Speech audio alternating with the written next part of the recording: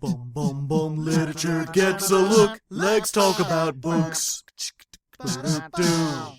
Hello and welcome back to Legs Talk About Books, the monthly literature podcast where we talk about books. I'm your host, Hardleg Joe. Joining me, as per usual, my standard co-host, Mr. Dr. CB Radio. Oh, I've gotten more titles. Awesome. Yeah, I'm trying to make it sound fancy since this episode might draw some new viewers in. Who knows? Do I get a Fremen name? I mean, if you want to choose one, did you have one prepared? Yes.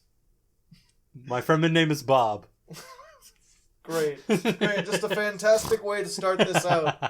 But yes, we're reading Dune by Frank Herbert, which is soon to be a major motion picture. Again, yeah, for the second time. I mean, the first one doesn't really count. It was really weird. Either way, we're not here to really talk about the movies, even though I asked on Twitter if people had any discussion points, and a surprising number of people wanted me to talk about the movies. I'm like, we're a book podcast. Yeah. We have not seen the new movie, even though it's out in Europe already. Really? Yeah, they released it there first for some reason. Eh. And then it comes out here in October. We're recording this at the end of September. So I think we got a couple weeks out yet. Yeah, and so, well, we'll probably see that, and we may have our own little discussion on that. Yeah, maybe we'll do a follow-up afterwards. Mm-hmm. Just sort of comparing and contrasting. Mm. But either way, we decided since the movie had a whole bunch of hype, we would check out Dune. I had actually read this before, and this was your first time reading this. Yeah, this was my first time reading it. No spoilers. I wasn't impressed. It's funny you say that because when I first started this reading journey of mine, I guess I should clarify, but before I started the podcast, I started getting into books again, and that's kind of what got me to start this whole show, was I was reading all these books, and I kept having to talk to you about them. And you were like, we should record this, because other people might want to listen in on this. But I started my journey with Dune, because I'd always heard so much about it, and I was like, it's a big famous book, I'll check it out. And I remember coming away from my first read being like, well, that was pretty good, I understand why it was so liked, but I couldn't really get into it. I didn't think it was that amazing. Yeah. And then, like, 3 or 4 years later, having read a whole bunch of other fantasy and sci-fi, I realize how much better this is than most of the stuff out there, especially for the time. This was, I believe, written in 1970. Let me check here real quick. I always thought it was like 1950. 1965. We broke the difference. Yeah. But yeah, for 1965, this is like absolutely incredible. And I'm having it from the reverse area. Like, you started with it. This is me at the end of several years of this, and I've just kind of been like, okay, it's good. I could see why, much like Citizen Kane, like watching that movie and saying, hey, that's a watershed of film. I could see how this is a watershed of sci-fi writing, but I'm just kind of like, It didn't really do anything for you. Yeah, it's just like, yeah, yes, I see where a lot of things have come from.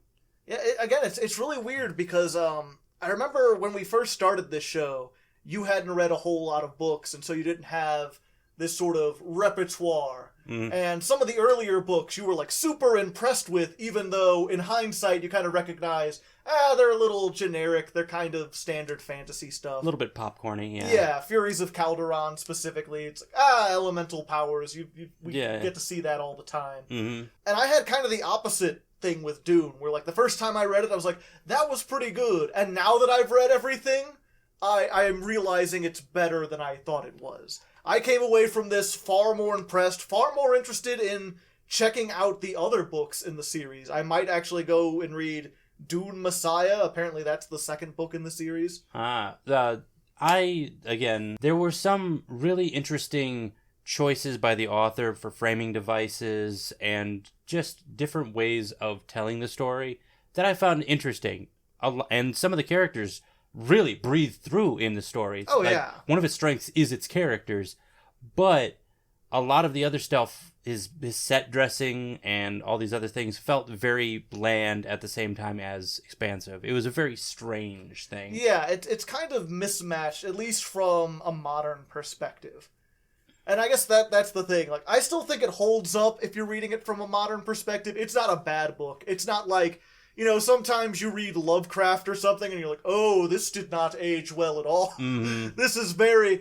But this still feels like a version of the future that doesn't feel like the 70s version of the future. And I'm not saying that I hated this book. It was the worst book I ever read. But from a book that's as much of a watershed that it is, some of the choices in it really just struck me as amateur and just really annoying. So that we'll get to that parts in the spoiler section. Yeah, once we get to the spoiler. This is But I just wanted to explain the review section. I wanted to explain my where I was coming from on that. Just this feeling of I felt like you could have done better, Dune. I've been thinking about this a lot, and I really do think I would call this a masterpiece. It has its flaws, for sure, especially as we'll get into later. The last third of the book. The book's spread into 3 parts, and the last part it feels really rushed, especially compared to the other 2 parts. But I still feel like everything it did was so far above everything else at the time, at least that I'm aware of. And especially, like, we just got done reading Ringworld not too long ago. Yeah. And this makes Ringworld looks like a children's book. Like, this is so far beyond everything Ringworld tried to do. Ringworld tried to do, Buck Rogers, whereas this feels like it tried to do Shakespeare in space.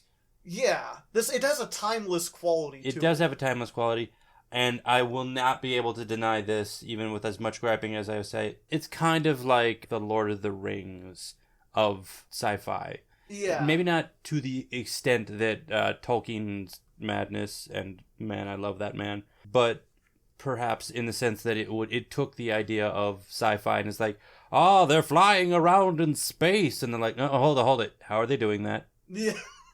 How are they doing that? Why are they doing that? What's the 1,000-year history that led up to this? If you look at the other science fiction that was coming out in the 60s, this is just like, I am going to take science fiction super, super seriously and put in all the work to study everything that needs to... All the history references, or all the ecology stuff. I'm not sure, you read the audiobook for this, right? Mm-hmm. So you wouldn't... The back of this, this has like a terminology of the Imperium with just like all these words and definitions if you want to know what, like, the Holtzman effect is the negative repelling effect of a shield generator, which they mention like once and don't even explain what it is, but you kind of get the idea. Thank God I didn't this isn't like the Stormlight Archives where I get the appendix just tossed at me. I didn't get this at the end. I'm okay with that. Oh no, I thought it was really neat. It's interesting to go back and read through that. They also have like an afterwards where they talk about some of the history of like the Bene Gesserit reports on their motives and purposes. There's several appendixes. Does it have a part about the Orange Catholic Bible? Because I want to know what the hell that is. I don't know. I didn't read it this time because I was so interested in getting on to the next book, which I'll tell you. But I remember reading it last time, and that kind of gave me a lot more, I think, insight into this especially. It's very interesting. We'll talk a little bit more of this when we get to spoilers, but this book was not only better for me the second time, just because I had more experience reading stuff, but it really is one of the few books where I would say I wouldn't worry about spoilers. You know, usually we tell people if you haven't read the book or you're not interested in reading the book, go ahead and avoid the rest of the talking that we're going to do, because as we get into the spoiler-free thoughts, we're just going to ruin everything. We're just going to assume you've already read it. But I honestly feel like this book is better the more you know about it. The more you go in, because it doesn't try to have any twists. It doesn't try to have any surprises. A lot of stuff is basically just said outright before the characters even know it.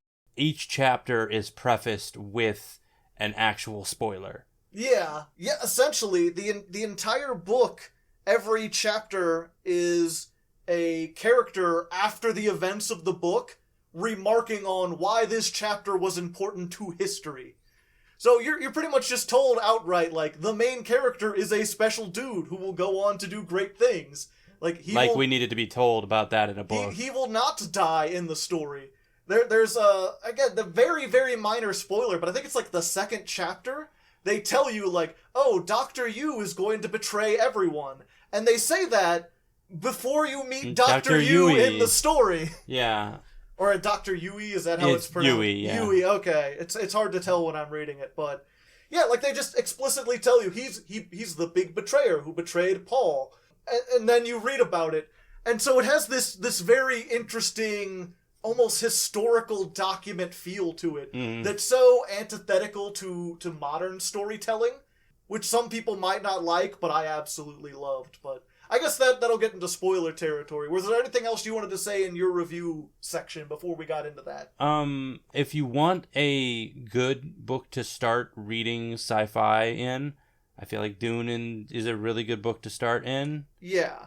I feel like if you're interested in sci-fi at all, you probably should check this out. Like, even if you don't necessarily like it, there's enough in there that's done well. No matter who you are, you'll find something that you can praise about it. But for me, I also would say that if you've been reading for a while, Dune may have some things in it where it's like, oh, yes, I'm in the story. And then he makes these choices, and I'm like, why, Herbert? Why? It makes you think about the author instead of the story itself. Yes. It's interesting because it actually does, like, the opposite for me. I guess I don't need spoilers for this. Something happens, and you're like, why did that happen? That doesn't feel like it was needed in the story. And to me, it's because it's kind of anticlimactic, because it seems kind of random, it feels almost like something that would naturally happen. Mm-hmm. Which, yeah, that can go either way. I can get how, like, that what might bring you out of it, but for me, it's like, it just makes the world feel more lived in. Yeah, I mean, if I'm reading a book that's this thick, I want some closure. I don't want to be, like, given $100 and then kicked in the balls, and then they take the $100 out of my hand. It's just like, oh. Put that on the back of the book. Yeah. Reading Dune is like being given $100, being kicked in the balls, and then having the $100 taken away. It may not have been pleasant, but I learned something. Yes. All right. I think on that note, we get into spoilers. Yeah, we'll go ahead and get into spoiler territory. Again, if we're not going to give you a summary. If you haven't read it, you're kind of going in blind. If you want to read it blind, go ahead. I don't think you necessarily need to on this one. I think it works better if you kind of know things going in. Alright, so the first thing I wanted to start off with was actually one of the questions we got on Twitter, which if you're not following me, it's at Hardleg Gaming. That's my main channel. And I asked the people there, like, did you have any questions, any comments, any discussion points? And my boy MBT asked, how the fuck are they going to adapt this into a movie? Which, to be honest, it doesn't seem like, other than the shield parts and some of the spacecraft, it doesn't seem like it's undoable. Like, Star Wars did most of that in the first 20 minutes of the movie. I'm not talking about the effects or, like, the aesthetic parts of it. Mm-hmm. The thing about Dune is that a lot of the book, especially in the first 2 chapters, is like someone says a thing or someone does a thing, and then it goes through different perspectives of, okay, what was the subtle meaning behind that? They made this action because they have plans within plans within plans. It's this, like, mental chess that doesn't really translate well to a visual storytelling format. It does if you get some actors that can actually pull off some of the expressions that would be good for that. And then you also have some of the more, like, plans within plans to be explained in other sections. It's very difficult, and famously, like, I haven't seen the David Lynch movie, but I've seen, like, clips and stuff from it, I've heard about it, and the only way he could think of to do that was to have all these, like, inner monologues, where there's, like, these weird scenes of someone sitting there grinning, and then they have, like, the inner voice echoing slightly as they're thinking about stuff, because it's such a cerebral book, so much of it takes place in the characters' minds. Also, this is also the one where the Bene Gesserits are all bald, and the weirding way isn't just figuring out weird ways to attack people, it's using your voice to shatter rock. Yeah. I mean, that's one of those things where you had to make it more visually interesting, I feel like. Visually exciting. You can tell what a Bene Gesserit is from afar. I don't really blame David Lynch for, like, the weird visual things he did. Some of them I do. He made Baron Harkonnen look way worse than he could have been. He's just supposed to be fat. He's not supposed to be disgusting and fat. He's not supposed to be covered in boils and gross and disgusting and weird. Yeah, he definitely went a little too over the top cartoony with Baron Harkonnen. Also, I know he's never going to hear this, or maybe the voice actor for Baron Harkonnen in the audiobook, God bless you, sir, because he had like a like Mufasa level of baritone to him that made it feel like this was a giant of a man floating in front of me. Yeah. Like, it's really weird when you hear about the Baron as being this big fat guy in a chair that floats around. He does feel almost like a cartoon villain or something like that.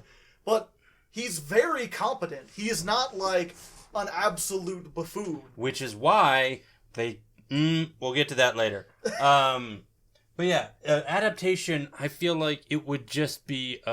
the caliber of actor would have to be upgraded. It would have to be extremely high. I don't know. I'm very curious to see it.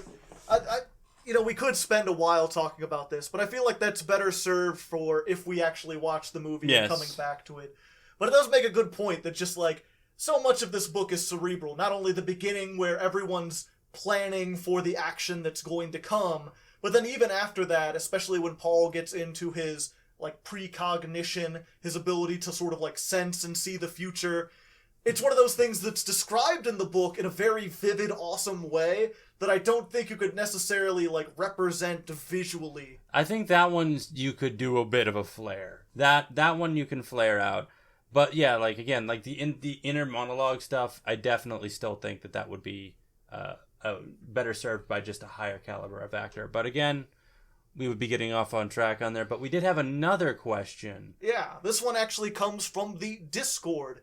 And if you don't know, if you join my Patreon, again, it's the Hardleg Gaming Patreon, for just $1, you could join the Discord, and we open it up for people to ask questions. Most of the time, people do not, but we actually got quite a few people talking about Dune.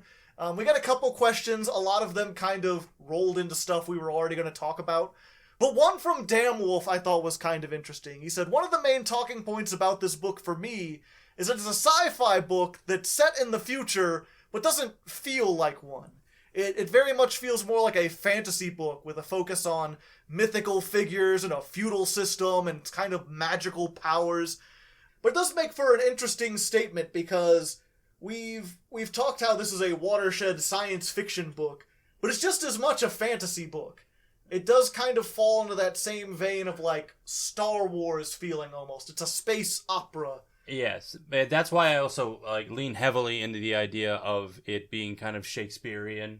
Yeah. But also Dan Wolf said that it also took him a little bit out of the story, and I kind of agree. I don't know. It's interesting because there are certain parts of it where it feels like he clearly wanted to have sword fights in the future. Yeah. And so he came up with an explanation for why they would have that.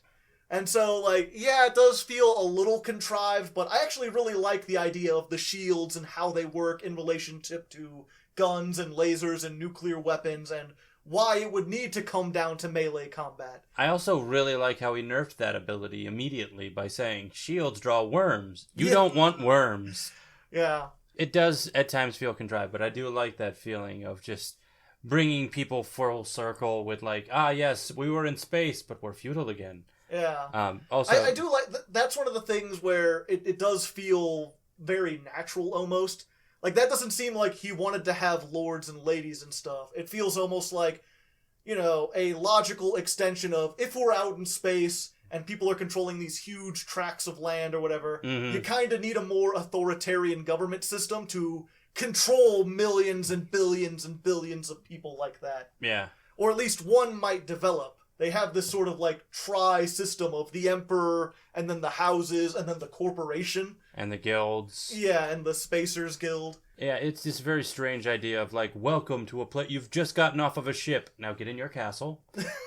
And I guess you said you didn't like that. It felt really, the first couple chapters, it's like, I came in for sci-fi and it's a bunch of guys chilling out in a castle. No, actually, it was, for me, it wasn't so much that. It was this idea of like, I came for Dune, a sweeping world on desert sands, and I'm giant worms. Yeah, and I'm just trapped in a castle with all these schmucks around. Like, Yui's gonna betray him. Get to it already. Gurney, Yada, yada. Gurney, you're my bro. I like you.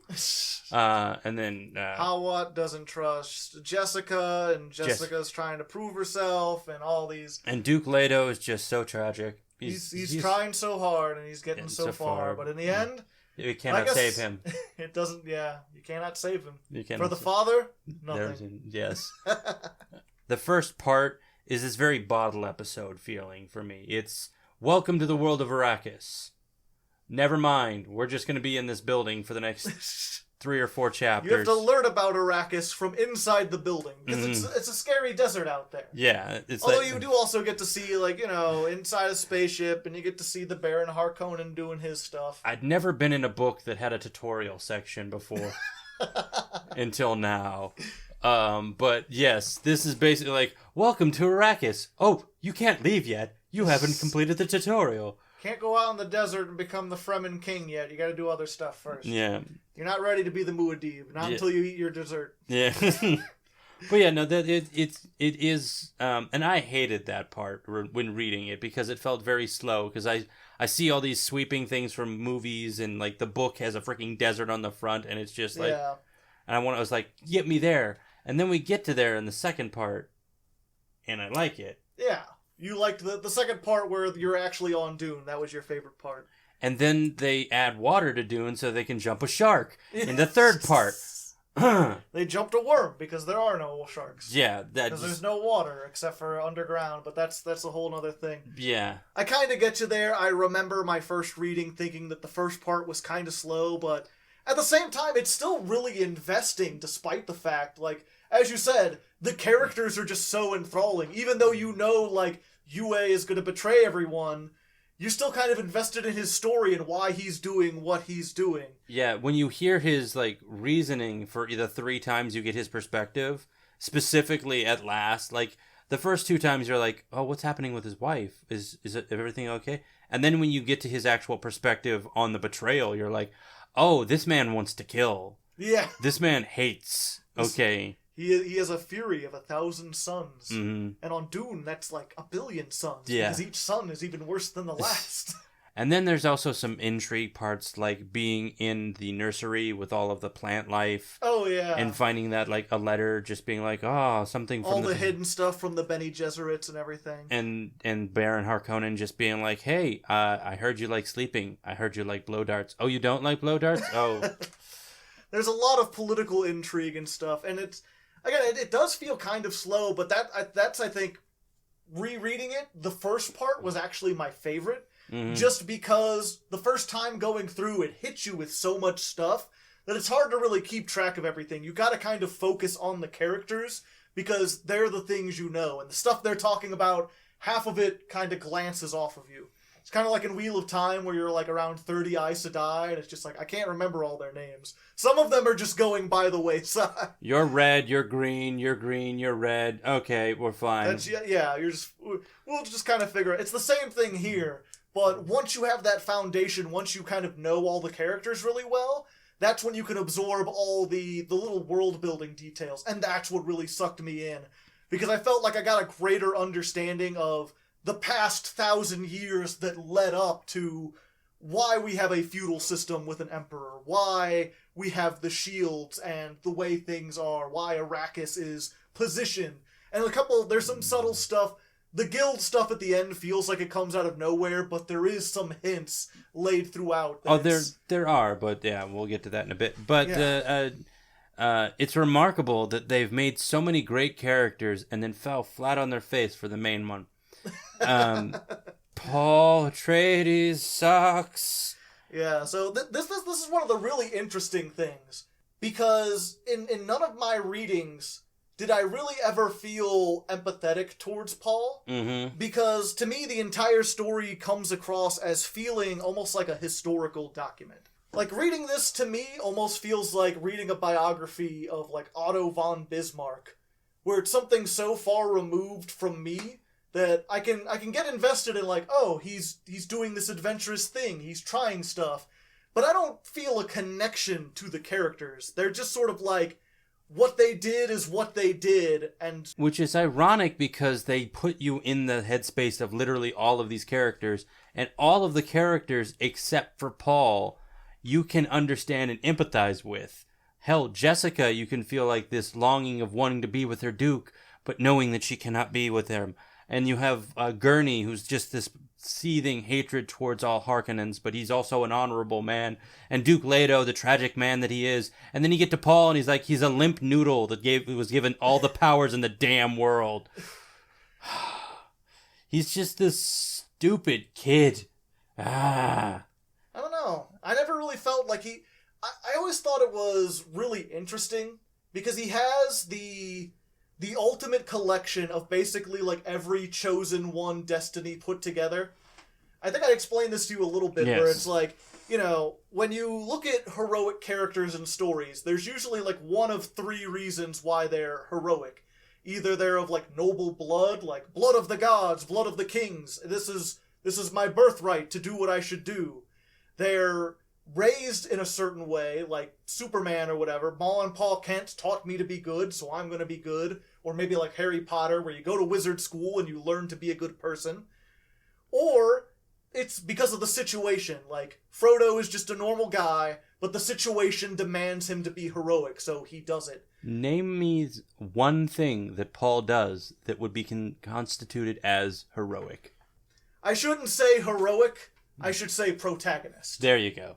That's more what I mean. Yeah, that when you were saying all of these heroic traits, that's something that immediately came to my mind. I'm like, I can't think of one heroic thing that Paul does. I'm sure he's done some stuff. Like, the way he treats Hala is pretty, not heroic, but at least noble. Yeah, I mean, like, what he does, there are certain things that he does that are noble of things, but there's no striking action that he does that is specifically heroic. Yeah, maybe a better word for it, not even heroic or protagonist, but like a great person. Mm-hmm. And I don't mean great as like fantastic, but great like when you talk about the great men of history. An elevated person. Yeah, like, you know, Attila the Hun. Not necessarily a good person, but certainly a mover and a shaker. I remember having this moment where he first kind of awakens his mental powers, and just this seething anger where he's like, what have you done to me? Yes. I can't be a person anymore. I don't have, like, agency. I am the product of all these generations of upbringing and breeding and training because you wanted to use me as a tool at some point. And now all I can be is this thing that moves mountains. And no matter which way I move it, it's gonna hurt someone. Yeah, admittedly. But yeah, he definitely doesn't strike me as a person I would like to follow. No, he does come across, I can understand where, from a lot of perspectives, he comes across as very self-centered, because his power of seeing into the future basically means, like, everything he says and does is for his own survival. He gets locked into that, like, I need to be nice to this person because it's key to my survival. And then because he explains it that way, it feels like he doesn't actually care about that person. Yeah. Like, obviously he does care about his mom and Chini, or whatever her name is. Cheney. I can't hear that without thinking of Dick Cheney. Yeah, he also super cares about his son, never mind. He cares, but he cannot waste water on the dead. He wasted water on his dad, but alright, yep. Alright, we'll get to that in a bit. But, like... Well, I mean, we're already here. You're talking about what part of the story you hate. If you just want to go on a big tangent about everything you dislike. So, we get the catharsis of him having this problem when he awakens, of not being able to mourn his father. He has to process all this information, and then he mourns his father. We get that same kind of moment with his son, but we don't get him crying. We don't get him giving the catharsis of actually showing emotions at the death of his son. And that is upsetting. It makes me like Paul even less. And there's a lot of anticlimaxes in this story. And the whole last third feels really rushed. But yeah, that part... Which I guess we have that written later, but I mean, that kind of goes into basically everything you dislike about it. A lot of it is that last third is just so anticlimactic in so many different ways. I mean, there are some really fantastic scenes. Like, the best scene in the entire book is Gurney Halleck is just brought back into the scene and then brought back... He thinks that Jessica, his mother, is the betrayer, goes in and literally just has this tense standoff of he's got a knife to her back, and Paul walks into the room and is like, what the hell?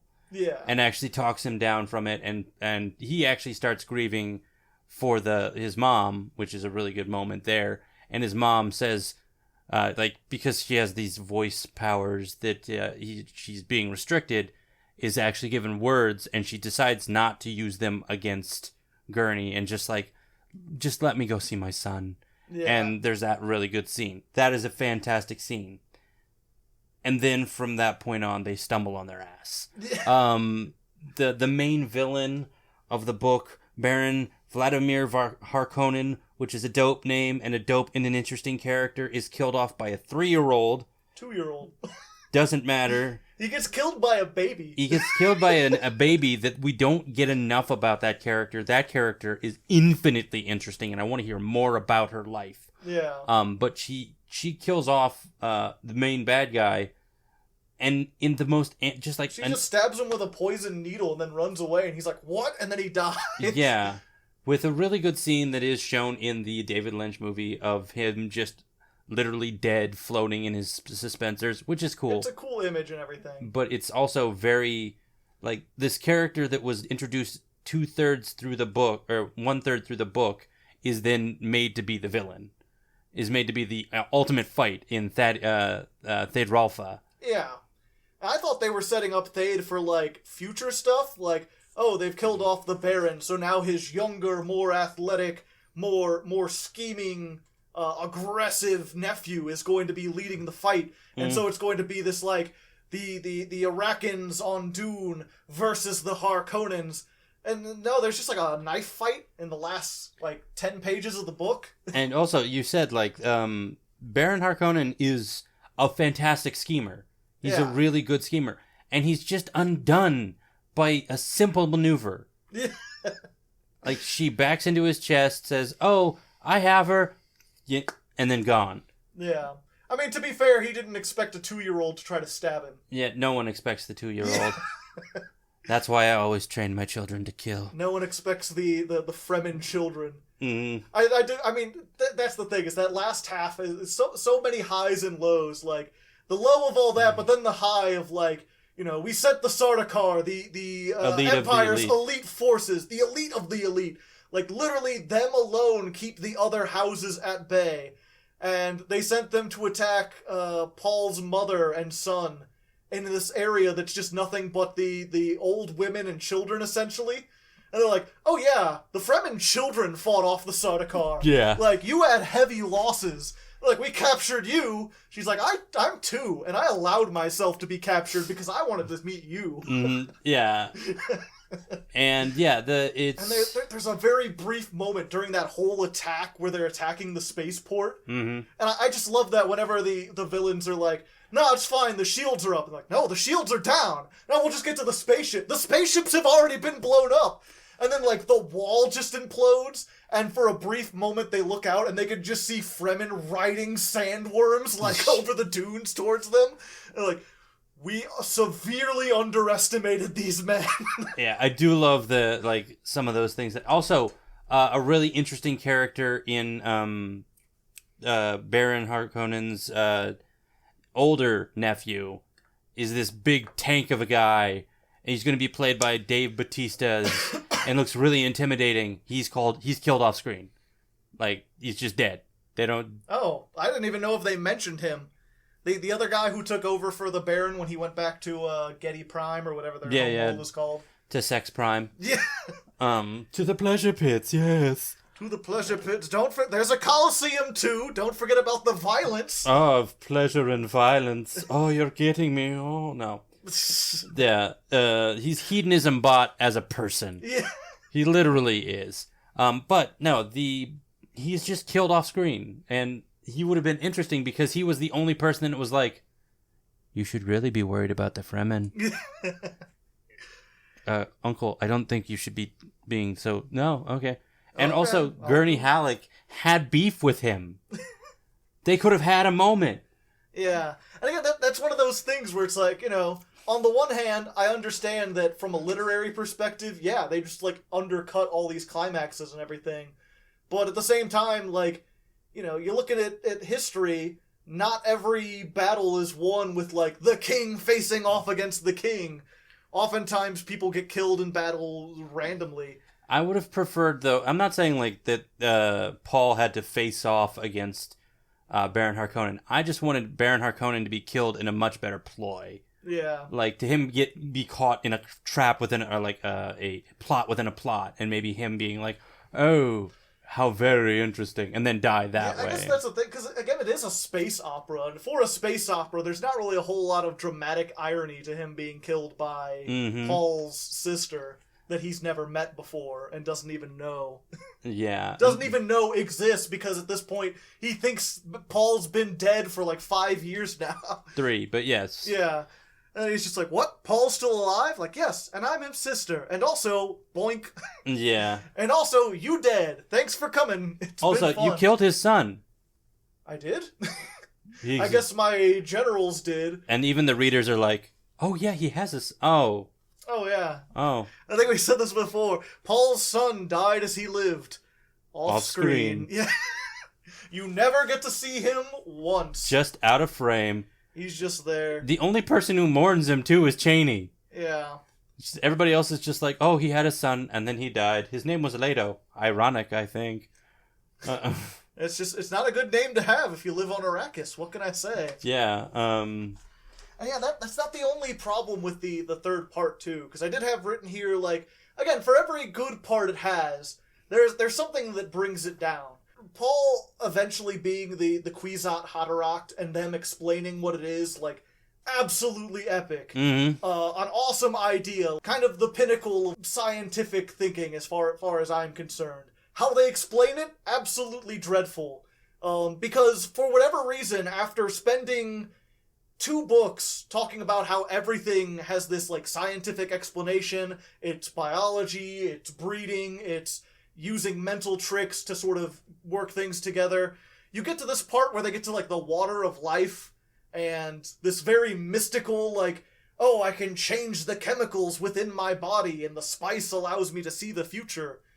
And it's, I don't know, it's just really, really weird and mystical. It's not actually that mystical. It's very kind of like, it's a scientific theory of genetic memory. That's how they're able to see it. Yeah. But I will say this, in defense of it, the fact that they don't show the actual process happening, and they actually cut to 2 weeks after Paul makes this really dumb decision. Yeah.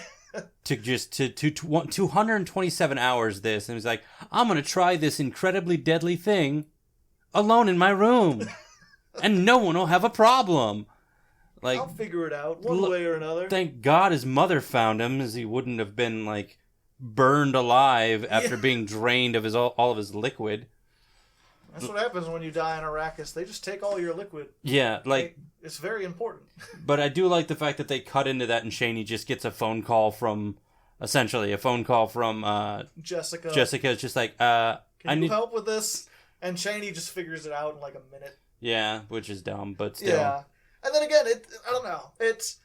I get what he was kind of going for, because it does have this sort of, like, grand, sweeping, poetic imagery, but because that wasn't present in most of the rest of the book, it just felt, like, kind of out of place. It felt too flowery in a thing that had been more grounded for most of it. Which is ironic, because when Jessica takes the water of life in the previous scene of that, it's better. Yeah. It's this, like, transfer of, like, genetic memory from one to the next, and you get this very, like, it has this tribal feeling, but it's also this obviously sci-fi take on it, and then it births literally one of the more interesting characters that gets underutilized. Where basically, like, the water of life lets you see, like, all of your ancestors, all their memories and everything have been put into you.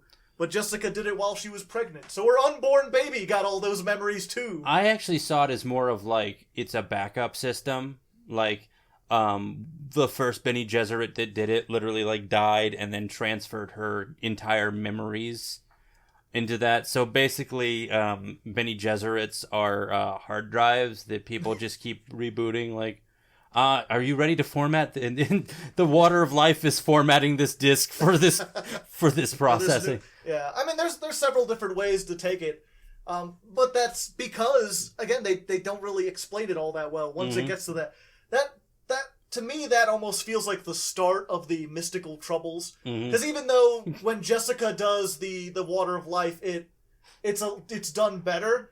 It still struck me as like, wow, we're getting really metaphysical up in here. Suddenly I'm a mote of existence floating within the ever-streaming span of time, aware of all the other consciousnesses. I just like the beginning of this idea of like, Dune, book, Act 1, bottle episode in a castle. Dune, Act 2, welcome to Dune. Dune, Act 3, welcome to spiritual shenanigans. Welcome to spiritual enlightenment. Actually, no, Dune chapter, part 3, the beginning of spiritual problems. Yeah.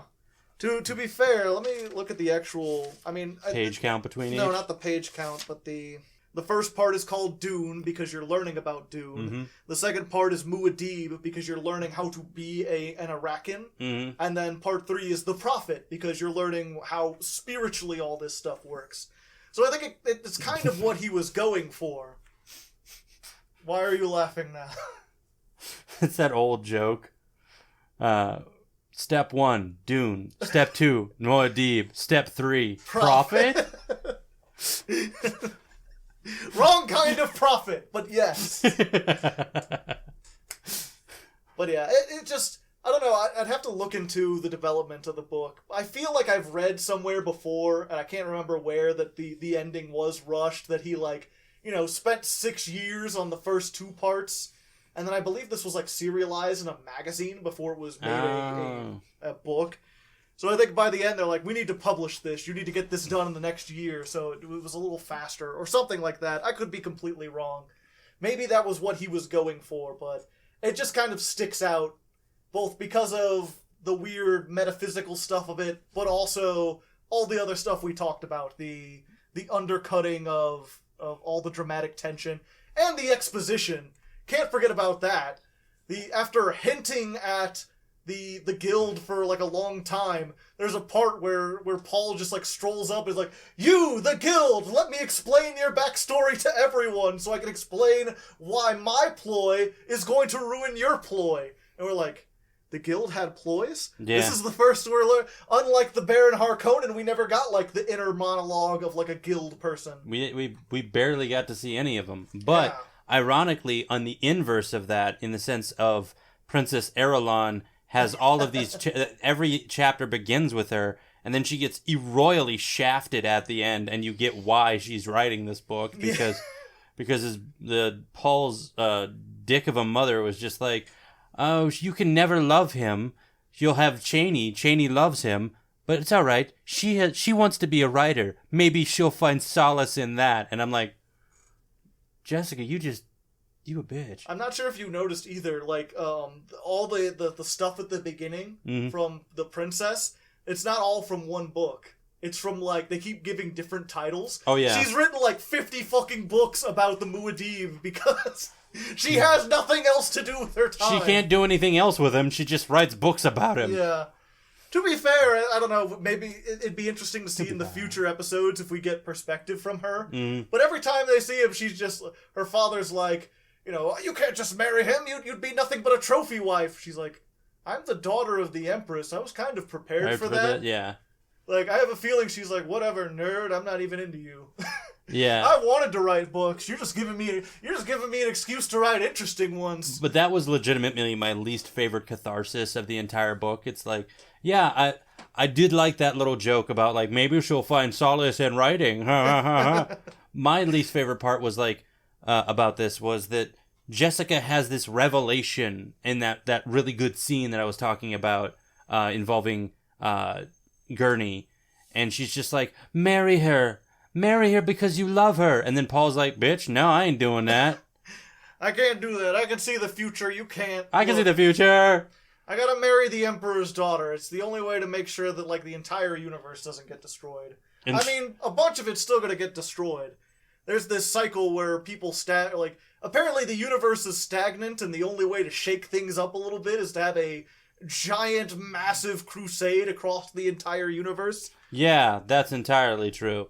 Yeah, it does have this weird cyclical view of history that's, again, it's really outdated at this point. I feel Ironically, it does feed into what you were talking about, the stylization of Dune, because of the cyclical nature of people in cycles going through it, that it kind of works like that too. Yeah. So it kind of makes sense. But the hardest part for me with that ending, though, is that this very like, be with Chani, the woman you love. But no. But it's like, I cannot. I can't, like, it almost it goes up to the cusp of humanizing Paul, and then pulls straight back. You know, it really is, and I would always bring it back to Wheel of Time, but you can tell that, like, Wheel of Time drew a lot of inspiration from this. The Aiel are very similar to the Fremen. There's a lot of themes about how the culture and the ecology is sort of working together. The idea of, like, the water being very important to them. And even now I'm realizing the genetic memory and also the stuff that happens as far as the... I guess I don't want to give any spoilers, but there's some stuff in the fourth book, if you're aware, where... They do it better. They do it better. Mm-hmm. And in general, I feel like Rand is like an excellent example of, if you have more books, how you can make Paul into a sympathetic character. Yeah.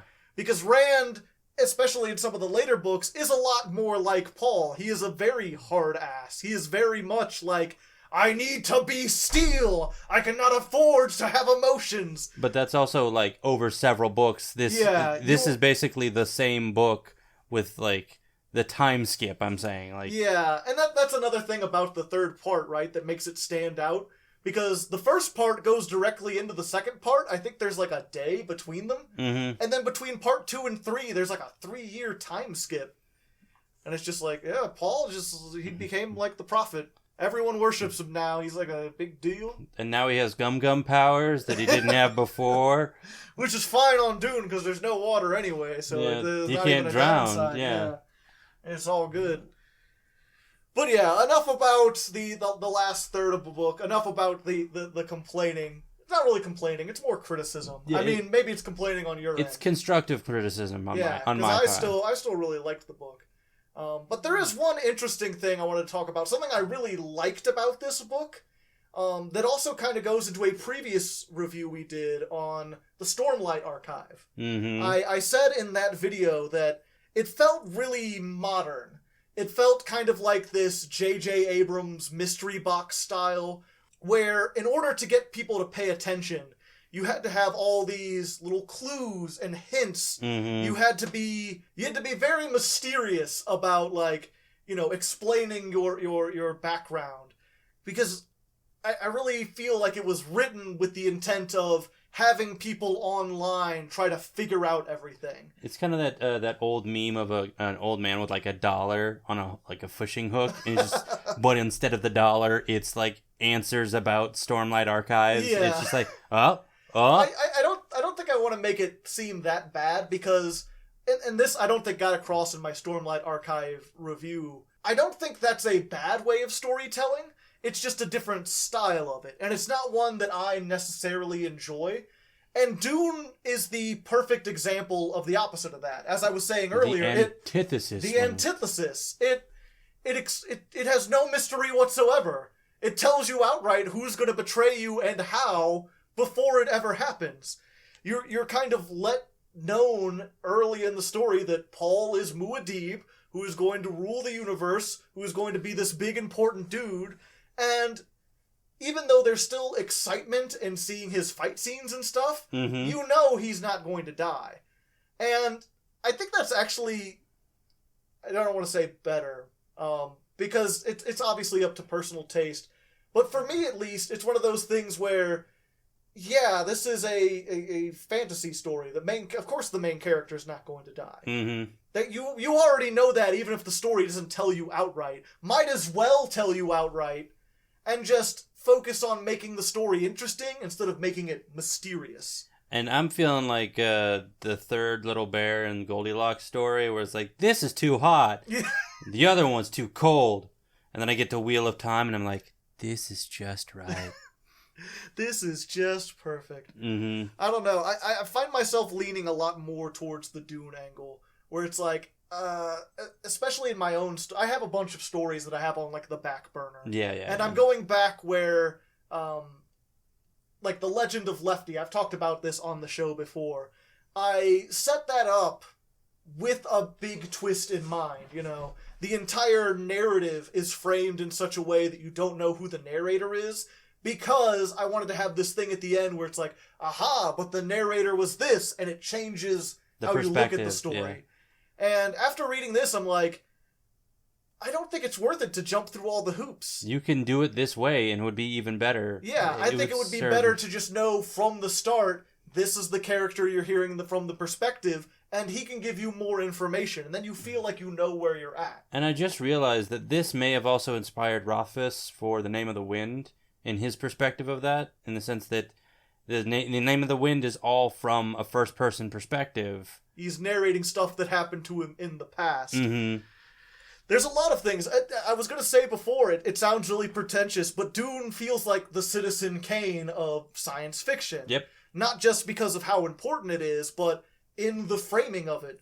If you've never seen Citizen Kane, it basically starts with a newsreel explaining the main character's entire life, like front to back. He was born here, this is what he did, and then he died.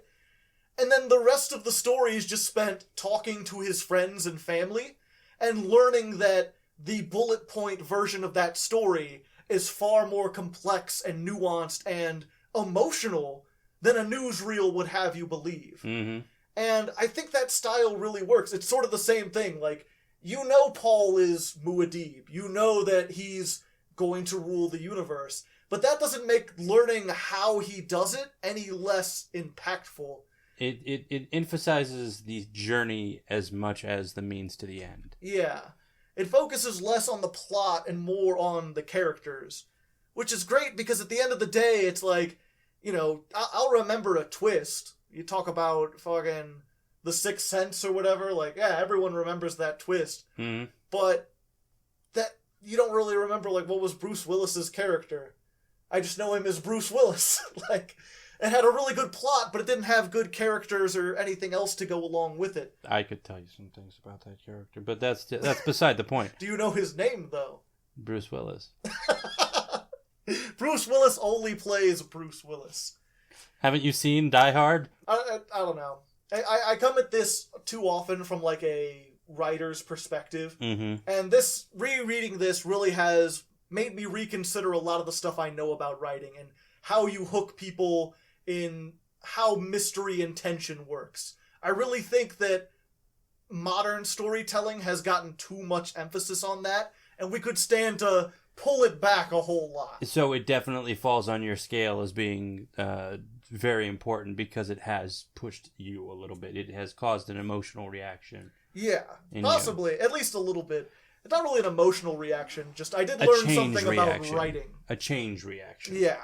But yeah, I think that covers most of what we wanted to talk about. Although I do think it is worth bringing up. We got actually quite a few more comments on this than normal, both on the Discord and on Twitter. In particular, there were a few people that wanted to know, like, what we thought about how this handles the sort of Lawrence Arabia plotline it has. Yeah. This outsider coming to a new civilization and sort of, like, becoming their king or becoming the god emperor or whatever. Usurping an indigenous people with the very imperialist seeming information. Yeah. I think partially because of the way they set up the different cultures, they never feel like an analog to any real world culture. And because this is like the far future, and it's shown that basically humans have populated everything, everyone just kind of feels like a human. They never really make like enough distinction to know, like, you know, are there other races or cultures or whatever? And admittedly, they aren't. This isn't a story of Lawrence of Arabia, because the story of Lawrence of Arabia in this story already happened with Liet Kynes. Yeah. Another character already came in and laid the groundwork. He just came in and was like, I'm gonna flip all the switches that he set out.